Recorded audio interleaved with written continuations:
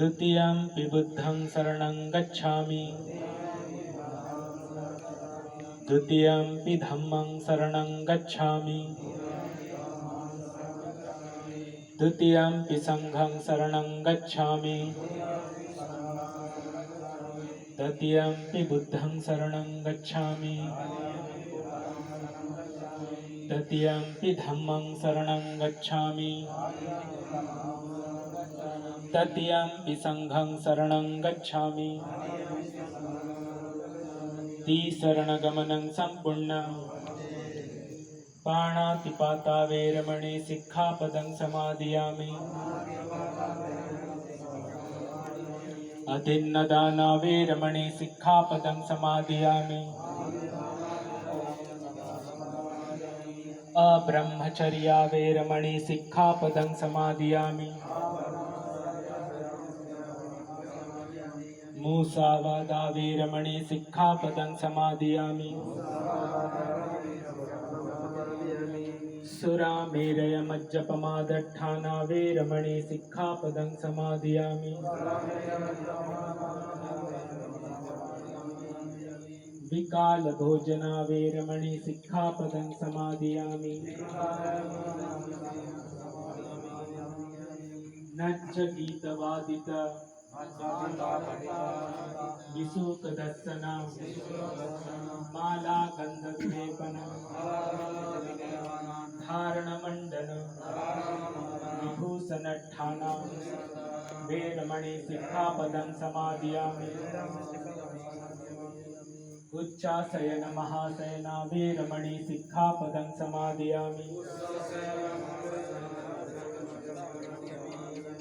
अभी ऐसे बोलिए इमानी अट्ठ सिक्खापदानि समादियामि इमानी अट्ठ सिक्खापदानि समादियामि इमानी अट्ठ सिक्खापदानि समादियामि साधु साधु इमं अर्यं अट्ठंग समन्नागतं शीलं उपोसत साधुकं सुरक्षितं कृत्वा अपमादेन शीलं सम्पादेथ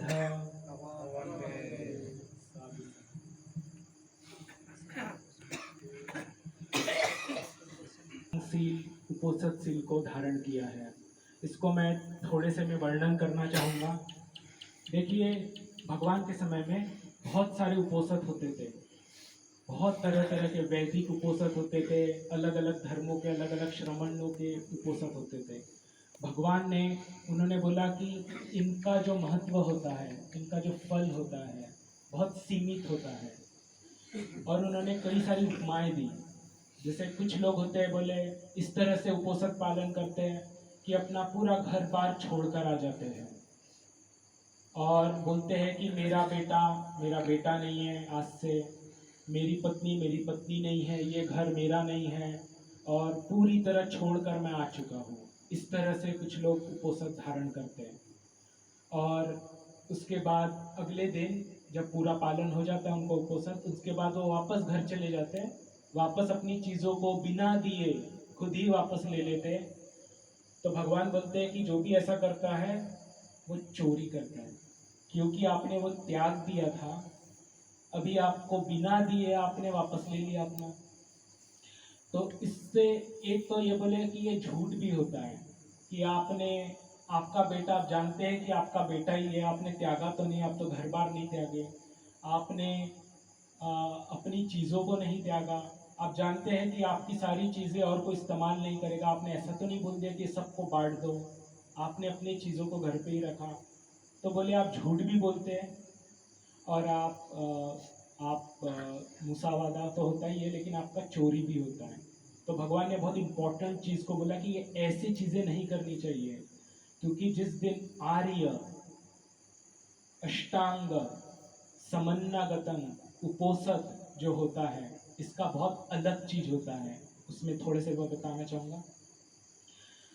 आर्य का अर्थ ही होता है कि जो नॉर्मल नहीं है, जो बहुत एक्स्ट्रा ऑर्डिनरी है, जो बहुत विशेष है, जो बहुत श्रेष्ठ है, जो नॉर्मल कैटेगरी में नहीं आता, नॉर्मल स्तर पे, नॉर्मल श्रेणी में नहीं आता, उसका बहुत ऊंचा स्तर होता है। तो उसमें जितने भी हम शील धारण करते हैं वो बहुत नेक्स्ट लेवल के होते हैं, बहुत अल्ट्रा एक्स्ट्रा लेवल के होते हैं। उसमें जिस तरह से हमें अपने चित्त को रखना होता है वो भी बहुत परिशुद्ध रखना होता है।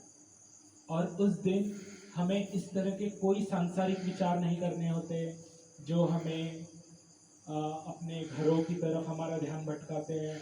हमारा काम क्या करना है, हमें खेत का काम है, घर का काम है, भविष्य का विचार है। तो भगवान ने इस पर उपमा भी दी है, बोले कि बोले कुछ लोग तो इस तरह से उपोषक पालन करते हैं जिसको बोला जाता है गोपालक उपोषक। आपने सुना?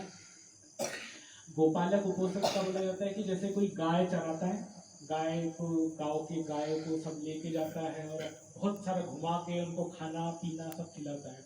तो बोले वो जो जब लेके जाता है तो सोचता है कि बोले आज तो मैंने गायों को यहाँ पर खाना पानी पिलाया, कल मैं वहाँ पर वहाँ पर घास चराऊँगा, वहाँ पर पानी पिलाऊँगा, फिर उधर का एरिया में लेके जाऊँगा।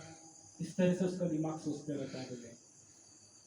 और बोले उसी तरह जो लोग ये नॉर्मल उपोषक पालन करता है वो बोले उपोषक के दिन इस तरह से विचार करता है कि आज तो हमने ये खाना बनाया, ये सब्जी बनाई, कल हम वो वाली सब्जी बनाएंगे और फिर दोपहर को ये खाना खाएंगे, सुबह को वो करेंगे और फिर इस तरह का फिर उस तरह का। मतलब पूरा दिन बोले जिस दिन आपको पवित्र तरह से पालन करना चाहिए था, जिस पवित्र दिन में आपको बहुत शुद्ध रखना चाहिए था, संसार से बहुत दूर रखना चाहिए था अपने चित्त को, वैसा तो आपने नहीं रखा। आपने तो उस दिन भी, इतने पवित्र दिन को भी अपने ही संसारिक विचारों में बर्बाद कर दिया, व्यर्थ हो गया। तो बोले उसका कोई भी जो पुण्य रहता है वो बहुत सीमित हो जाता है, बहुत छोटा मिलता है बोले उसका फल। लेकिन फिर भगवान ने बोला कि लेकिन जो आर्य उपोषक होता है, बिताना होता है, आपको जिस तरह से अपना दिन को स्पेंड करना है, व्यतीत करना है, बहुत अलग रहेगा भाई। तो वो उसके बारे में थोड़ा सा गाइडलाइंस ले लीजिए। जैसे मैंने बोला कि सांसारिक विचार नहीं करना है, क्योंकि सांसारिक विचार चित्त को मटमैला करते हैं, खराब कर देते हैं चित्त को। हम उसी में उलझे रहते हैं जिसमें जिंदगी भर उलझे रहे हैं, कुछ भी नया नहीं है। लेकिन कल के दिन और आज शाम से ही क्योंकि आपने ले लिया, बिल्कुल भी अपने परिवार का विचार मत करिए। ये जानिए कि आपका विचार, आपका परिवार अभी भी आपका वेट कर रहा है, आपका इंतजार कर रहा है, कहीं जा नहीं रहा है। आपका खेत अभी भी आपका इंतजार कर रहा है, कहीं जा नहीं रहा है। आपकी जितनी भी चीजें हैं वहीं पर है जहाँ पर है अभी। बस उनके बारे में जो भी विचार आएगा थोड़ा सा साइड में रख दीजिए। बोलिए कि आज और को बढ़ाते हैं, मेरे में जितने भी अपने परिवार के लिए मोह है, माया है, किसी तरह से आसक्ति है, उपादान है, सब वापस उसी में खींचने लगता है। लेकिन कल मैं सिर्फ 5 ही बातों का विचार करूंगा। भगवान ने बोले कि आर्य उपोषक में सिर्फ 5 चीजों का ही विचार किया जाता है। पहली चीज होती है कि सिर्फ भगवान बुद्ध को ही याद करो। अगर याद करना है तो भगवान बुद्ध को याद करो। आपने जितनी भी कहानियां सुनी है भगवान बुद्ध की, बचपन से लेकर जवानी से लेकर भगवान बुद्ध जब बन गए तो धर्म दिया, सिर्फ उतना ही, जितना याद आता उतना ही विचार करिए। इसके वजह से क्या होता है बोले कि आपका जो ध्यान है सांसारिक बातों से हटकर भगवान बुद्ध पे लग गया। अब इस वजह से आपके चित्त में जो बुराइयां आने वाली थी वो हट गई और भगवान बुद्ध के मुक्त चित्त से आपका जुड़ना हो गया, आपका जुड़ाव हो गया, आपका कनेक्शन हो गया। उस वजह से आपका चित्त शुद्ध होने लग जाता है। ये भगवान बुद्ध ने बोला, शुद्ध होने लग जाता है, परिशुद्ध होने लग जाता है। दुनिया की कोई ताकत रोक नहीं सकती उसको। बोले उसके लिए उपमा दिए, जैसे बोले कि कोई है अपना, तो सिर कैसे धोया जाता है, जिसके लंबे बाल हैं वो ऐसा पानी लगाते हैं, कोई आजकल कंडीशनर भी लगाता है और खूब देर तक मेहनत करता है, उसके बाद फिर सिर धो देता है। उस तरह से बोले भगवान बुद्ध के विचार करने से आपका सिर धुलता है, सिर धुलने के जैसा ही है। इसमें भी बोले आपको भगवान बुद्ध के विचार करना है और ये भगवान बुद्ध को अपने सिर पर याद करना है कि कल और आज भगवान बुद्ध मेरे सिर पर बैठे हुए। भी धर्म सुना है, जितना भी आपको याद आता है उस पर चिंतन करिए। उस बात करना है आपस में तो उसी की बात करिए, और कोई बात ही नहीं करना है आपको। इधर उधर की बातें नहीं करना है, गांव की बातें नहीं करना है, परिवार की, रिश्तेदारों की कुछ बातें नहीं करना है। आपको बात करना है बुद्ध की और दूसरी धर्म की। तो भगवान ने बोला कि धर्म की उपमा दिया उन्होंने, जैसे बोले कोई शरीर को धोता है, अपने शरीर को कैसे धोता है, साबुन लगाता है और रगड़ता है उसको लूफा से, पानी डाल डाल के धोता है। बोले इसमें मेहनत लगती है, इसमें पानी लगता है, इसमें साबुन लगती है और तरह तरह की चीजें लगती है। उसी तरह से बोले आपको धर्म की बातों से आपका शरीर धुल जाएगा। उसी तरह होता है, बोले जैसे शरीर धुलता है उसी तरह से धर्म की बातों को सोचने पर आपका चित्त में जो जो शरीर बोला जाता है, शरीर स्वरूप में, वो भी धुल जाता है। तो याद रखिएगा कि बुद्ध आपके सिर पे बैठे हैं और धर्म आपका बॉडी है, आपका शरीर है। ये शरीर आज से लेकर तो कल रात तक धर्म है। इसको जितना स्वच्छ रखना है उतना अच्छे से रखिए। इसका मतलब ये नहीं कि आपको नहाना है, इसका मतलब ये कि आपको धर्म को ही याद रखना है, बार बार धर्म का ही याद करना है। जितना भी याद करेंगे, बात करेंगे, धर्म की याद करना है, इससे आपका शरीर भूलेगा। तीसरी चीज भगवान ने बोले संघ की याद करना है। तो आपको जितने भी भंते याद आते हैं, भगवान के समय के भंते हैं, कई कथाएं सुनाए होंगे आपने, कई कहानियां सुनी होगी, आपको जो भी भंते सब अच्छे लगते हैं उन्हीं को याद करिए, उनकी कहानियां याद करिए, उनके प्रवचनों को याद करिए, उनके ही साथ पूरा दिन बिताइए। इस तरह से जब दिन बीतता है तो भगवान बोलते हैं कि जैसे कोई अपना कपड़े धोता है, अपने वस्त्र धोता है, कैसे धोता है, फिर से साबुन लगाता है, सर्फ डालता है, पानी देता है, उसको खूब रगड़ता है। उस तरह से बोले जब आप संघ की याद करते हैं तो आपका चित्त उसी तरह कपड़ों की जैसे धुलने लगता है, आपका चित्त स्वच्छ हो जाता है, साफ हो जाता है, हल्का हो जाता है। तो संघ समझिए, वो आपका संघ का गुण है कल का।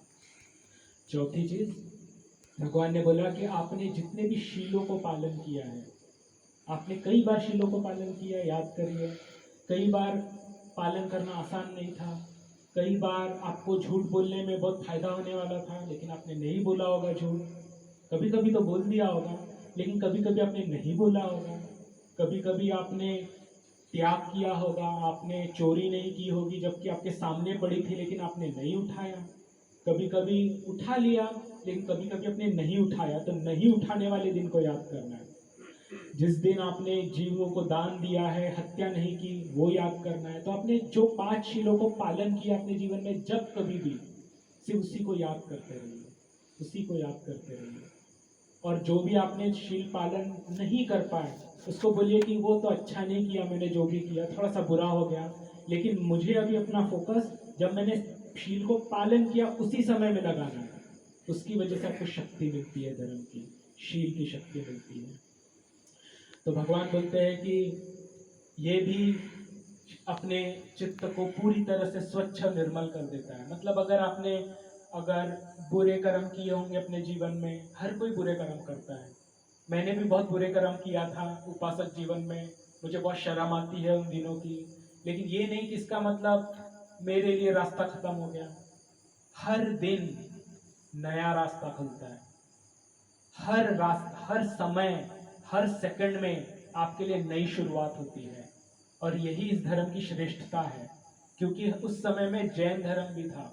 जैन धर्म वाले बोलते थे कि एक बार आपने बुरा कर्म कर दिया, अभी आपका बुरा कर्म आपका वेट करते रहेगा, आपका इंतजार करेगा, अभी आप स्वर्ग में जा ही नहीं सकते। क्यों? क्योंकि आपने बुरा कर्म कर दिया, आपने कुछ चोरी कर दी है, आपने कुछ पाप कर दिया है, अभी आपका रास्ता खत्म। लेकिन भगवान बुद्ध ने बोला ऐसा बोलना ही अधर्म है, सत्यानाश हो गया उस धर्म का। क्योंकि धर्म ऐसा नहीं होता। धर्म ऐसा होता है कि जिस समय आपने अच्छी शुरुआत की, उस समय आपका जीवन एक अलग दिशा में चलने लग गया। और वो किसी भी समय हो सकता है। जैसे आज आपने बहुत बहुत त्याग करके, बहुत हिम्मत जुटाकर आज आपने अष्टशील धारण करने का सोच लिया है, एक नई शुरुआत है, पूरी मेहनत, पूरी हिम्मत लगा दी है आपने, और ये आपको ज़रूर इसका फ़ायदा मिलेगा। तो ये जो है नई शुरुआत की तरह से देखना है। तो पुरानी बातों को भूल जाना है, या फिर याद रखना है, बोलना कि इस तरह की मुझे बातें दोबारा नहीं करनी चाहिए, नहीं करनी चाहिए।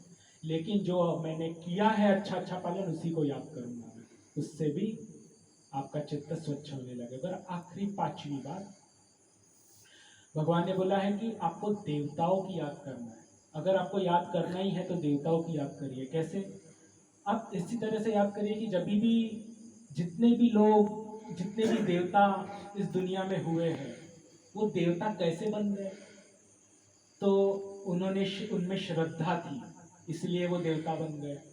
उन्होंने शील पालन किया था, इसलिए वो देवता बन गए। उन्होंने बहुत दान किया था, बहुत दिल खोल खोल के दान सब लोगों को दिया था, इस वजह से वो देवता बन गए। और उनमें बहुत प्रज्ञा थी, उनमें बहुत अंतर्ज्ञान था। उन्होंने खुद धर्म समझा, भावना किया, उनको पता चला कि पुण्य करने से सुख मिलता है और दान करने से खुशी मिलती है, और इस वजह से हम ज़्यादा करते हैं। तो ये जानने की वजह से, प्रज्ञा की वजह से वो लोग देवता बन गए। लेकिन ऐसा तो मुझे भी पता है, आपको इस चीज़ की याद रखनी चाहिए कि देखो, दान तो मैं भी करता हूँ। चकमा समाज में रहते हुए मैं कितने बार दान कर दिया मैंने, शील का तो मैंने भी पालन किया कितने बार, और कितना ही बार मैंने, मुझ में भी श्रद्धा है भगवान बुद्ध के प्रति, धम्म के प्रति, संघ के प्रति, और प्रज्ञा तो थोड़ी बहुत मुझ में भी है। तो जो गुण से कोई व्यक्ति देवता बनता है, वो गुण तो सब मेरे में भी है। तो इस वजह से आपका, जिसे कहते हैं कि आपका जो संवास होने लगता है, आपका जो कनेक्ट होने लगता है, वो देवताओं के साथ होने लगता है, और उस वजह से भी चित्त शुद्ध होने लगता है, परिशुद्ध होने लगता है, निर्मल होने लगता है। इसके अलावा कोई बात नहीं सोचना आपको, बस ये 5 ही तरह की अनुस्मृतियां करते रहना है। और जब भी भंते लोग